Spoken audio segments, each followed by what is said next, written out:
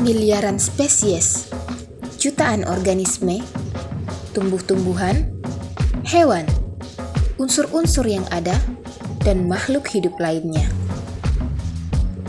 Ini kisah dan petualangan mengenai fakta tersembunyi pada alam. Sifat, klasifikasi, sejarah, adat istiadat, perkembangan makhluk hidup, dan perilaku sehari-hari mereka. Mereka bersatu dalam sebuah planet yang disebut Bumi. Kami mencoba merangkum dan menjabarkan secara singkat semua misteri, kisah yang tersembunyi, dan rahasia alam yang terungkap dengan keramat alam. Bagi kita, mungkin kata meniru bukanlah hal yang baru di telinga kita. Siapa saja mungkin bisa meniru orang lain, karena kita tahu bahwa anak-anak adalah peniru terbaik. Tapi dari kalangan tumbuhan, ada juga yang diberi gelar peniru. Mereka adalah meniran atau Phyllanthus urinaria, merupakan salah satu tumbuhan peniru. Sekilas mungkin kalian akan menyebut mereka sebagai putri malu. Bahkan tidak jarang dari kita menyebut mereka sebagai putri malu. Tapi pada kenyataannya, mereka bukanlah putri malu. Meniran adalah tumbuhan yang berbunga dan berbiji dari famili Euphorbiaceae dalam genus Phyllanthus. Sebagaimana halnya putri malu, meniran tumbuh liar di tanah dataran rendah sampai pada ketinggian 1000 meter di atas permukaan laut. Umumnya mereka tumbuh di area lembab di tanah yang benar-benar basah atau berlumpur hingga di tanah yang keras. Mereka terkenal cukup toleransi dengan lingkungan baru yang berubah-ubah, sehingga mereka tumbuh subur di Indonesia. Meniran pertama kali ditemukan di Asia tropis yang ekstrim, kemudian menyebar luas ke Indonesia hingga beberapa negara di dunia. Bahkan, mereka juga ditemukan di tempat yang cukup kering seperti benua Amerika dan Afrika. Namun, hal ini jelas membuktikan bahwa meniran tidak kalah populer dengan putri malu, meskipun mereka sering dituduh sebagai peniru putri malu. Maka, menjadi pertanyaan yang sangat penting bagi kita, kenapa dia dijuluki sebagai tumbuhan peniru? Sebagai tumbuhan liar, kebanyakan mereka tidak dipelihara karena dianggap sebagai rumput liar yang mengganggu.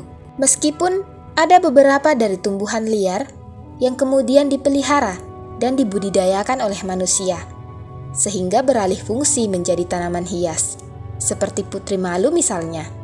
Namun hal berbeda yang terjadi dengan meniran.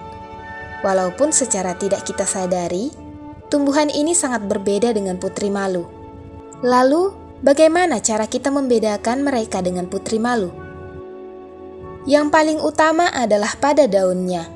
Mereka memiliki daun yang berukuran kecil, setidaknya sekitar 3 hingga 5 mm. Daun mereka berbentuk bulat telur atau oval dengan struktur daun majemuk. Jika tidak diperhatikan secara teliti, orang-orang mungkin banyak menyebut mereka sebagai putri malu. Padahal, mereka jelas berbeda, bahkan tidak sekerabat. Jika kalian ingin tahu, ada hal yang sangat jelas membedakan keduanya. Sebagaimana yang kita ketahui, bahwa putri malu akan menguncupkan daunnya ketika disentuh, sedangkan meniran tidak akan menguncupkan daunnya saat disentuh atau bahkan digoyang-goyangkan batangnya. Selain itu, meniran adalah tumbuhan yang memiliki bunga dan biji, meskipun ada beberapa dari putri malu yang berbunga. Biji dari tumbuhan meniran terletak di bawah ketiak daun, yang mana biji inilah yang akan menjadi perkembangbiakan mereka. Tumbuhan liar ini biasa ditemukan di tanah tegalan atau di bawah tanaman pekarangan. Kadang, mereka menumpang pada tumbuhan atau tanaman budidaya lain seperti di bawah pohon cabai atau pohon tomat. Makanya, mereka tergolong pada rumput liar dan gulma, karena sering mengganggu pertumbuhan tanaman lain. Mereka tumbuh tegak lurus, batang mereka sekilas terlihat kokoh seperti batang putri malu. Tapi pada kenyataannya, batang mereka agak lemah dan mudah patah. Dan juga, meskipun kita sering jumpai pada kehidupan sehari-hari, mereka berukuran kecil dan pendek, sebenarnya meniran seperti ini dapat tumbuh mencapai ketinggian setidaknya 50 meter. Hal ini jelas dipengaruhi oleh umur mereka. Semakin lama usia mereka, ukurannya juga akan semakin tinggi. Tapi, sangat sulit bagi kita menemukan mereka dalam ukuran sebesar itu. Bagaimana tidak? Mereka dianggap gulma. Boro-boro tumbuh subur dan besar, saat berukuran kecil saja, mereka sudah keburu dibasmi kan? Sekian keramat alam kali ini. Sampai jumpa pada episode lainnya.